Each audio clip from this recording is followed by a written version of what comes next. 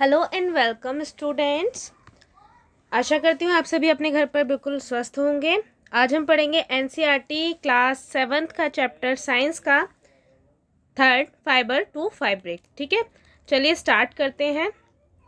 साथ ही अपने नोट्स भी बनाएंगे, ठीक है, क्योंकि जो भी चीज़ हम लिख लेते हैं वो हमें लाइफ टाइम के लिए याद हो जाती है। ठीक है, तो चलिए सबसे पहले हम फाइबर्स के बारे में पढ़ते हैं कि क्या होते हैं fibres. Long fine continuous thread और filament are obtain from plants और एनिमल्स, यानी कि ऐसे फिलामेंट यानी ऐसा एक लंबा थ्रेड, ठीक है, जो कि हमें प्लांट्स और एनिमल्स से मिलता है, यानी पौधों और जानवरों से मिलता है। यहाँ पर टाइप्स ऑफ फाइबर का एक डायग्राम दिया हुआ है, ठीक है, इसे हम बनाएंगे। इसमें हमें दो तरह के फाइबर्स दिखाए गए हैं, मैन मेड फाइबर और natural fibre. Man made fibre के एग्जांपल्स दे रखे हैं, नियॉन, पॉलिस्टर एक्सेट्रा। और नेचुरल फाइबर्स को भी हमने दो पार्ट्स में बांट रखा है, प्लांट फाइबर और एनिमल फाइबर। ठीक है, प्लांट फाइबर का जो एग्जांपल है वो है कॉटन, फ्लैक्स, जूट, ये कॉमन एग्जांपल्स हैं। और एनिमल फाइबर के जो एग्जांपल्स हैं उसमें दिखा रखा है वूल और सिल्क, ये भी कॉमन है। ठीक है, आगे चलते हैं। टाइप्स ऑफ नेचुरल एनिमल आपको समझाई दिए हैं, एनिमल फाइबर और plant fibres. Silk and wool are common animal fibres, ये भी मैंने आपको बताया कि ये कॉमन है। सिल्क बोलते हैं रेशम को और वूल बोलते हैं ऊन को। और सबसे पहले आज हम इस चैप्टर में एनिमल फाइबर के बारे में ही पढ़ेंगे। ठीक है, तो सोर्सेस ऑफ वूलन फैब्रिक्स, ठीक है, पढ़ते हैं। We know that fabric are made from fibres, हमें पता है कि फैब्रिक जो बनता है, कोई भी कपड़ा जो बनता है वो फाइबर से बनता है, यानी बहुत सारे रेशों को मिलाकर एक कपड़ा बनता है। ठीक है, अगर हम किसी भी कपड़े को फाड़ते हैं तो उसमें एक एक धागा अलग अलग हो जाता है। ठीक है, पढ़ते हैं आगे। Fibres can be natural as well as artificial, यानी फाइबर्स जो हो सकते हैं वो नेचुरल भी हो सकते हैं, ठीक है, और आर्टिफिशियल भी हो सकते हैं। We already know that cotton and jute fibres are obtain from plants, यानी कि हमें पता है कि जो कॉटन और जो जूट के फाइबर्स होते हैं वो एनिमल्स प्लांट से मिलते हैं। In this part we will study about fibre like wool and silk, यानी कि इस चैप्टर में, इस पार्ट में हम पढ़ेंगे ऐसे फाइबर्स के बारे में जैसे कि वूल यानी ऊन और सिल्क। ठीक है, which are obtained from animals, यानी कि ऐसे फाइबर्स जो कि एनिमल से मिलते हैं। ठीक है, वूल, सबसे पहले ऊन के बारे में पढ़ते हैं। इसमें देखिए हमें पिक्चर्स भी दिखा रखी है, cotton fibre, jute fibre, silk fibre और वूल फाइबर। ठीक है, वूल इज ऑब्टेन्ड फ्रॉम शीप, यानी वूल जो हमें मिलती है वो शीप से मिलती है। But is it only sheep can that gives wool, क्या सिर्फ वूल जो शीप होती है, जो भेड़ होती है, क्या सिर्फ हमें उसी से वूल मिलती है? There are various other animals that give wool, for example goat, yak, llama, camel, यानी कि सिर्फ हमें जो वूल मिलती है, जो ऊन हमें मिलती है, वो सिर्फ हमें भेड़ से ही नहीं मिलती, बाकी अदर एनिमल्स से भी मिलती है, जैसे कि गॉट यानी बकरी, याक, ठीक है, लामा और कैमल, ऊँट वगैरह से, इन सब से भी हमें वूल मिलती है। A common feature of these wool yielding animals is that they have thick hair on their body, यानी कि ये जो एनिमल्स के मैंने नाम लिए, ठीक है, इनमें एक कॉमन फीचर होता है। क्या होता है कि इनकी जो स्किन पे होती है उस पर थिक हेयर होते हैं, इनकी जो बॉडी होती है, इनकी जो स्किन होती है, स्किन पर बहुत थिक हेयर्स होते हैं। ठीक है, also these animals are generally found in colder area, यानी कि ये जो एनिमल्स हमें मिलते हैं जिनकी बॉडी पर थिक हेयर होते हैं, यानी मोटे बाल, घने बाल होते हैं, वो हमें ठंडे इलाकों में मिलती हैं। ठीक है, ऐसे animals in Tibet and Ladakh, ठीक है, तिब्बत और लद्दाख की बात हो रही है। ठीक है, याक वूल इज़ वेरी कॉमन, यानी कि याक की वहाँ जो वूल होती है, ये थर्ड पे जो एनिमल दिखाई दे रहा है हमें वो याक ही है, और इसकी वहाँ इसकी वूल, इसकी जो ऊन होती है वहाँ बहुत कॉमनली मिल जाती है, देखने को मिलती है, क्योंकि वो एक ऐसा एरिया है जहाँ पर ये वाला एनिमल ज़्यादा देखने को मिलता है। In the hilly region of Jammu and Kashmir angora goat are common found that yield angora wool, यानी कि वहाँ जम्मू और कश्मीर, यानी कि जम्मू और कश्मीर के जो हिली एरियाज़ हैं, वहाँ के जो मतलब पहाड़ी इलाके हैं, वहाँ पर अंगूरा गॉट बहुत कॉमनली देखने को मिल जाती है, और इसीलिए वहाँ पर अंगूरा वूल यानी अंगूरा ऊन जो होती है वो भी कॉमन है, ठीक है। The very famous pashmina shawl, अपनी मदर या फिर अपने बड़े गार्जियन से पूछेगा, ग्रैंड पेरेंट्स वगैरह से, पश्मीना शॉल बहुत कॉमन, मतलब बहुत अच्छा और एक्सपेंसिव होता है, बहुत फेमस भी होता है, ठीक है। Is obtain from under fur of Kashmiri goat, यानी कि वो जो शॉल बनता है उसके लिए जो वूल आती है वो हमारी कश्मीरी गॉट से मिलती है, ठीक है। The major source of wool is sheep, यानी कि जो एक मेजर सोर्स है वूल का, ऊन का, वो शीप है। A sheep has 2 types of hair on its body, यानी शीप के 2 तरह के बाल होते हैं, hard and coarse beard hair, यानी कि मोटे और घने बाल, and soft and fine under hair, ठीक है, यानी कि हल्के मुलायम और हल्के बाल, ठीक है। The given table listed some Indian breed of sheep, यानी कि ये जो टेबल है इसमें कुछ शीप्स की ब्रीड्स यानी शीप यानी भेड़ की प्रजातियाँ दिखाई गई हैं, ठीक है। ये इंडियन ब्रीड है, यानी ये प्रजाति जो है वो इंडियन है, और इससे इस तरह की क्वालिटी की वूल मिलती है, और ये कहाँ पाई जाती हैं, ठीक है, कहाँ पर इनका पालन पोषण होता है वो प्लेस भी दे रखा है। जैसे लोही गुड क्वालिटी वूल, यानी कि लोही जो हमारी एक प्रजाति है भेड़ की, ठीक है, उससे किस तरह की वूल मिलती है, मतलब अच्छी गुड क्वालिटी वूल मिलती है, और ये राजस्थान और पंजाब में। ऐसे ही मारवाड़ी, इस तरह की इसमें कुछ नाम दिए गए हैं इंडियन शीप्स के, ठीक है। उसके बाद आते हैं processes involved in rearing and breeding of sheep to obtain fibre of wool, यानी कि कैसे, मतलब किस तरह से हमें वूल एक शीप से मिलती है, उसके सारे प्रोसेस धीरे धीरे अब हम पढ़ेंगे, ठीक है। रेयरिंग बोलते हैं पालन पोषण को, ठीक है।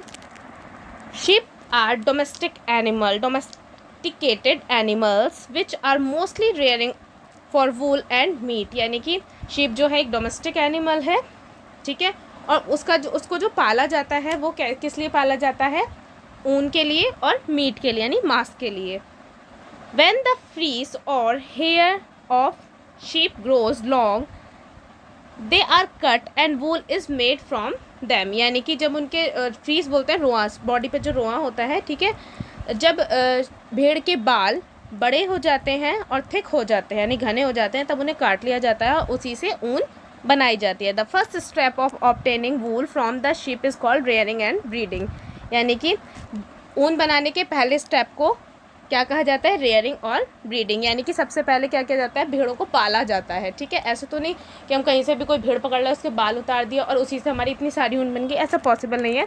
यानी कि पर्टिकुलरली भेड़ों का पालन पोषण किया जाता है, उसके बाद जब उनके बाल बढ़ जाते हैं उसके बाद आगे के प्रोसेस करते हैं, ठीक है। यहाँ पर दे रखा है sheep are reared in many parts of our country, यानी कि जो भेड़ पलती है उनका पालन पोषण होता है वो हमारे कंट्री के बहुत सारे पार्ट्स में होता है, specially in the hilly regions, यानी कि स्पेशली कहाँ होता है, पहाड़ी इलाकों में, ठीक है। शीप्स आर यूजुअली रेयर्ड और breed in the state of Jammu and Kashmir, Himachal Pradesh, Uttaranchal, Sikkim, Arunachal Pradesh, ठीक है। यानी कि ये जो हमारे जो हिली एरियाज़ हैं, हिली स्टेट्स हैं हमारे इंडिया के, वहाँ पर इनका पालन पोषण होता है। They are also reared in plain areas like Haryana, Punjab, Rajasthan and Gujarat, यानी कि ये तो हो गए हमारे वो स्टेट्स, पहाड़ी राज्य हमारे, ठीक है, जहाँ पर भेड़ों को पाला जाता है, जिसका नाम जो मैंने अभी नाम बोले हैं, जैसे जम्मू कश्मीर, हिमाचल प्रदेश, उत्तरांचल, सिक्किम, अरुणाचल प्रदेश, और ऐसे ही नहीं सिर्फ ये हिली एरियाज़ में ही इनका रेयरिंग होती है, ये प्लेन्स में एरियाज़ में भी इनकी पालन पोषण होता है। जैसे हमारी इंडिया का हरियाणा स्टेट हो गया, पंजाब हो गया, राजस्थान हो गया। और sheep are herbivorous animal, they feed on grass and leaves to obtain good quality of wool from sheep. Shepherd also give them a mixture of pulses, corn, jowar and oil cakes, यानी कि sheep जो होती है एक herbivorous animal होती है, herbivorous जो कि प्लांट प्रोडक्ट पर ही डिपेंड करते हैं अपने न्यूट्रिशन के लिए, ठीक है, उन्हें हम हर्बीवोरस कहते हैं। They feed on the grass and leaf, यानी कि जो शीप होती है, जो भेड़ होती है, वो केवल घास और पत्तियाँ खाती है।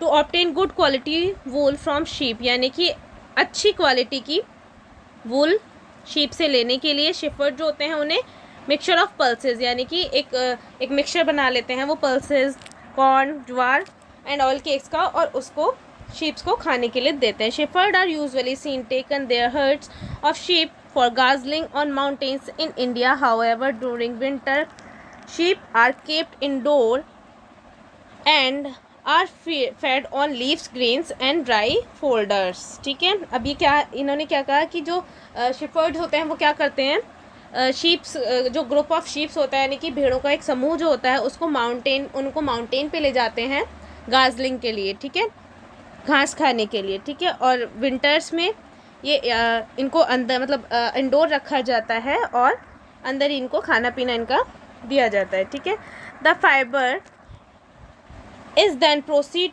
into wool which is used for knitting sweaters or weaving shawl. The process of fiber into wool involves the following step, यानी कि ये जो ऊन से जो ये जब हमें फाइबर मिल जाता है, ठीक है, वहाँ से ऊन बनने तक के प्रोसेस जो होता है, ऊन बनने तक का जो प्रोसेस होता है, ठीक है, उसको इन फॉलोइंग स्टेप्स में बताया गया है. सबसे पहले आया है शेयरिंग. शेयरिंग क्या होता है, the fees of sheep is removing along with the layer of its skin, यानी कि ये जो शीप होती है उसकी रोएं को यानी उसके हेयर्स को उसकी स्किन के साथ उतारा जाता है. It is normally done in hot weather, यानी कि ये जो कार्य किया जाता है वो गर्मियों के दिन, यानी कि जब मौसम गर्म होता है उन दिनों किया जाता है. So that the sheep can survive without its fur coat, यानी कि इसमें बहुत बढ़िया बात कही है. क्या कहा है कि जो शीप होती है उसका जो उसके जो बाल उतारे जाते हैं वो हॉट वेदर में इसलिए उतारे जाते हैं क्योंकि ठंडों के दिनों में जो भेड़ की बॉडी होती है उसको उस अपने ही फर से गर्माहट मिलती रहती है. ठीक है, और वो ईजीली बहुत ठंडे वेदर में भी सर्वाइव कर जाती है. लेकिन जो इनके जो हेयर्स उतारे जाते हैं वो गर्मियों के दिनों में इसलिए उतारे जाते हैं क्योंकि ये विदाउट अपने फर कोट के भी सर्वाइव कर सकें. Is it not surprising that the sheep does not get hurt while it is sheared, यानी कि मतलब ये सरप्राइजिंग नहीं है कि मतलब जब उसकी स्किन उतारी जाती है तब उसको दुख होता हो, उसको हर्ट होता हो.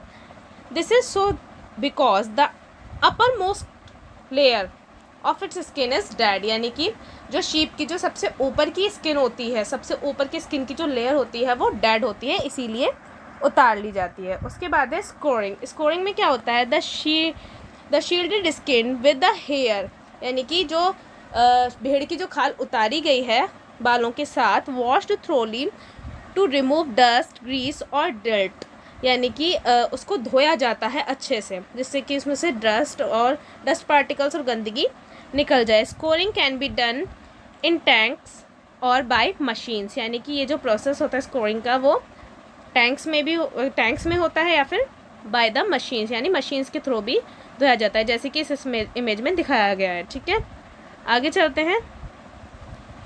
सॉर्टिंग. सॉर्टिंग में क्या होता है, hairs of different texture are then separated, यानी कि डिफरेंट टेक्सचर्स के जो फेदर्स होते हैं, हेयर्स होते हैं, उन्हें अलग कर लिया जाता है. Hairs not feathers. ठीक है, उसके बाद separation of birds. Birds are small fluffy fibre that are separating from the hairs, यानी कि एक फ्लफी फाइबर होता है, ठीक है, उसे बालों से अलग, भेड़ के बालों से अलग कर लिया जाता है. These fibres are again scoured and dried, यानी कि क्या किया जाता है, और उसको अलग करने के बाद, बर्ड को अलग करने के बाद उसे दोबारा वॉश किया जाता है, दोबारा धोया जाता है, जैसे कि मैंने पहले बताया था. The wool obtain is now ready to be drawn to fibre. ठीक है, यानी कि अभी जो वूल बनने के लिए तैयार हो जाती है. इसके बाद डाइंग ऑफ फाइबर, यानी कि उन पर डिफरेंट कलर से डाई होती है, यानी डिफरेंट कलर का एक कह सकते हैं कि रंगना, ठीक है, उसको रंग दिया जाता है. उसके बाद scoring into yarn. Fibres obtain are then straightened, combed and rolled into yarn, या उस यार्न बोलते हैं बेटा ऊन का जो एक गोला होता है, ठीक है। These yarn are then use to make fabric, और इस यार्न को फिर फैब्रिक बनाने में यूज़ कर लिया जाता है, ठीक है।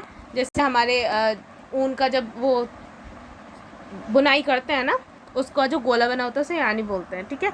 उसके बाद पढ़ते हैं processes involved in obtaining silk from silk moth. अब हम बात करेंगे यहाँ पे रेशम की, कि हमें रेशम कैसे मिलती है,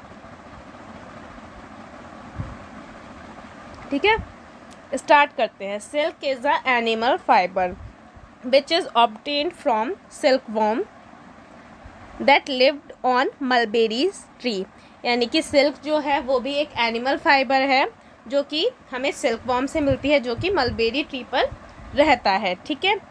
the rearing of silkworms to obtain silk is known as sericulture, यानी सिल्कवॉर्म से सिल्क को ऑब्टेन करने का जो प्रोसेस होता है, ठीक है, उसे हम सेरीकल्चर में रखते हैं। यानी कि ये भी कह सकते हैं कि हम जो सिल्कवॉर्म को जो लोग पालते हैं उनका पालन सेरीकल्चर के अंदर आता है, जिससे हमें सिल्क मिलती है, ठीक है। During a stage of its life cycle the silkworm waived a net around itself, यानी कि एक स्टेज सिल्कवॉर्म की पूरी लाइफ साइकिल में एक स्टेज ऐसी आती है कि वो अपनी पूरी बॉडी को एक धागे से कवर कर लेता है, बिल्कुल, ठीक है, एक नेट बना लेता है। Silk is then obtain from this net, और वो जो नेट जो बनाता है अपने चारों, जो मतलब उस जो जिस चीज़ से अपनी बॉडी को कवर करता है नेट बनाकर, सिल्क हमें उसी से मिलती है। To get an inside the process we will first study the life cycle of a silkworm. यहाँ पर ये हमें देखने को मिल रही है सिल्कवॉर्म की लाइफ साइकिल, ठीक है। इसे थोड़ा छोटा करते हैं। यस, देखिए ये सिल्कवॉर्म के एग्स हैं, उसके बाद सिल्कवॉर्म बना, देन कोकून, ठीक है। और कोकून जो है, कोकून में एक हमें एग लाइक स्ट्रक्चर है। इसमें क्या होता है, इसमें जो सिल्कवॉर्म था, यहाँ पर जो आप सिल्कवॉर्म देख पा रहे हैं, थोड़ा सा ब्लर है लेकिन आपको दिख रहा है, एक कीड़ा है, ठीक है। और उसके बाद इसने क्या किया, अपनी बॉडी के चारों एक नेट बना लिया है, ठीक है, और एक ओवल शेप में कन्वर्ट हो गया है, ठीक है। उसके बाद यहाँ देखिए कोकून विद डेवलपिंग मोथ, और जो सिल्कवॉर्म था वो अपनी कोकून के अंदर मोथ में कन्वर्ट हो गया, और मोथ जो है वो एडल्ट यानी एक बटरफ्लाई के टाइप से हमें दिखती है, ठीक है। अब ये जो कोकून है यहीं से शुरू हो जाता है हमारा सिल्क को लेने का process. The life cycle of a silkworm start when a female moth lays egg on the mulberry leaves, यानी कि हमारी सिल्कवॉर्म की जो लाइफ स्टार्ट होती है वो कहाँ से स्टार्ट होती है, जब एक फीमेल मोथ, ठीक है, वो अपने एग देती है मलबेरी ट्री पर, मलबेरी ट्री की लीव्स पर। After some time these eggs hatch into the larva, यानी कि कुछ टाइम बाद ये जो एग्स होते हैं वो उनसे जो लार्वा होता है वो बाहर आता है, एग से निकलकर लार्वा बाहर आ जाता है। These larva are known as caterpillar और सिल्कवॉर्म, यानी इसी लार्वा को हम क्या कहते हैं, कैटरपिलर या silkworm. Slowly these caterpillars grows in the size by feeding only on the leaves of mulberry tree, यानी कि धीरे धीरे क्या होता है, एक कैटरपिलर का साइज बढ़ने लगता है बाय द फीडिंग, यानी कि मलबेरी ट्रीज़ को खाकर उनसे ये न्यूट्रिशन लेता है, अपना फीडिंग करके अपना साइज बड़ा करता है। The life cycle of silk moth is summarised in a given animation, यानी कि नीचे जो हमें एनिमेशन दे रखा है उसमें हमें इसकी सिल्क मोथ की लाइफ साइकिल के बारे में पढ़ेंगे। Let's us now study the process of obtaining silk from silkworm, ठीक है। इसी में आ जाएगा इसकी लाइफ साइकिल भी और हमें सिल्क कैसे मिलती है, ठीक है। Rearing of silkworms, the female silk moth lays eggs on the mulberry leaves which are then transferred to a piece of paper or cloth. The eggs are stored under hygienic condition in a specific temperature and pressure for the larva to hatch, यानी कि जो female silk moth होती है वो अपने egg mulberry leaves पर देती है, ठीक है, एक हाइजीनिक कंडीशंस में, स्पेसिफिक टेम्परेचर में, और मतलब एक जो एग्स होते हैं उन्हें हैच होने के लिए एक प्रेशर भी, मतलब एक स्पेसिफिक प्रेशर भी चाहिए होता है, ठीक है, अपने लार्वा मतलब उस लार्वा को।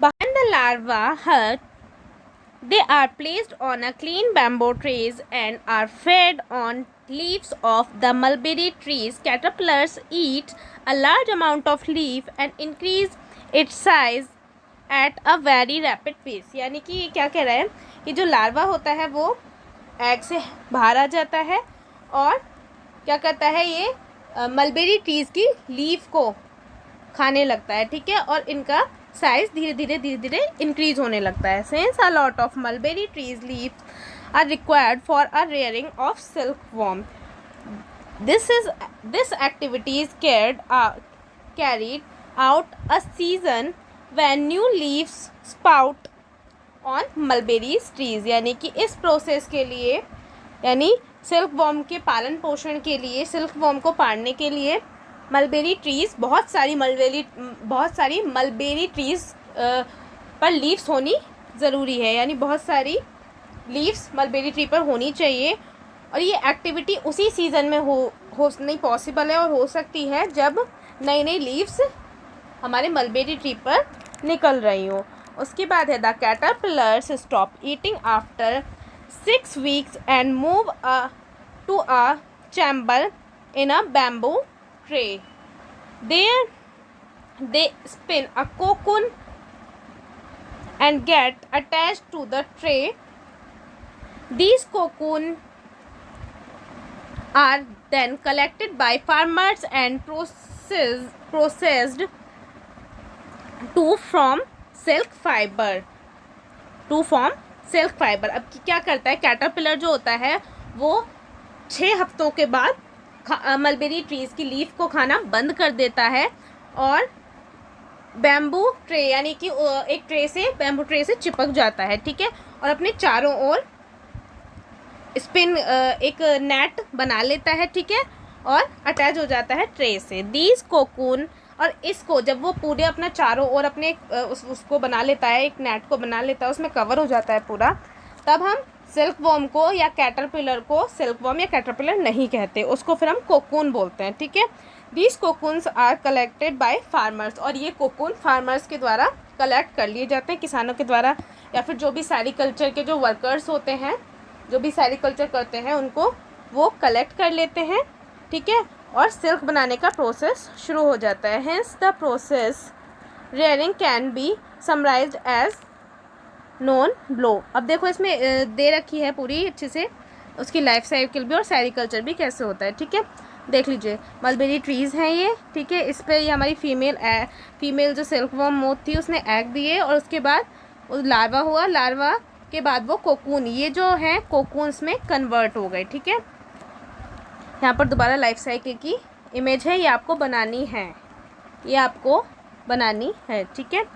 After the process of rearing is completed, the process of silk is done in the following manner, यानी कि जब हमारा ये सिल्क वॉर्म का पालन पोषण, यानी हमें जब कोकून मिल जाता है उसके बाद हमें कोकून से रेशम, यानी कि कोकून से सिल्क कैसे मिलती है, उसके ये फॉलोइंग स्टेप्स है। Processing of silk, cocoon are collected and keeped under the sun and boiled और एक्सपोज टू द स्टीम, यानी कोकून्स जो हमारे पास इकट्ठे हुए होते हैं उनको सूरज की रोशनी में रखा जाता है, उनको बॉईल किया जाता है, ठीक है। This helps in separating out the silk fibre, ठीक है, इससे क्या होता है कि जो सिल्क फाइबर होता है वो अलग हो जाता है, ठीक है।